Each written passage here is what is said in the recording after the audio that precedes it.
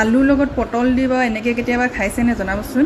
এইফালে শুকান মছলাখিনি ৰেডি কৰি ল'লোঁ, এইফালে কেৰাহী পাতি দিলোঁ, তাৰপিছতে এইফালে পটল ফ্ৰাই কৰিব লৈছোঁ, এইফালে আলু ফ্ৰাই কৰিব লৈছোঁ, এইফালে আলু চলি আছে, এইফালে পটলো ফ্ৰাই হৈ আছে। এইখিনি আকৌ দৈ দি পিনে হেৰি জিৰা আৰু ধনিয়া পাউডাৰ, হালধি, নিমখ চব তাতে দি দিছিলোঁ দেই। এইখিনি শুকান মছলাখিনি ইয়াত দি দিলোঁ তেলতে, তেল গৰম কৰি। তাৰপিছতে এতিয়া ইয়াতে পিঁয়াজ দি দিলোঁ, তাৰপিছতে এইখিনি আদা নহৰু পেষ্টখিনি দি দিলোঁ, তাৰপিছতে জলকীয়া এটা কাটি দিলোঁ, জলকীয়া, তাৰপিছতে এইফালে বিলাহী পিউৰি বনাই থৈছিলোঁ দি দিলোঁ, তাৰপিছতে মছলাখিনিও দি দিলোঁ লগতে। এতিয়া মছলাখিনি ধুনীয়াকৈ তেল ওলাবলৈ দিলোঁ, তেল ওলোৱাৰ পিছত তাৰপিছতে এইফালে পটল আৰু আলুখিনি একদম মিক্স কৰি দিলোঁ ইয়াতে ধুনীয়াকৈ। অলপ যিখিনি ভাজা হোৱাৰ পিছতে পানী দি দিলোঁ ইয়াতে, পানী দি 10 মিনিটমান থ'ব লাগিব হা। 10 মিনিটমান থোৱাৰ পিছত ধুনীয়াকৈ মছলাখিনি লাগি যাব। তাৰপিছতে দি দিয়ক এইটো কস্তুৰী মেথি দি দিছোঁ ইয়াতে, একদম চব কি ধুনীয়া হৈ গৈছে।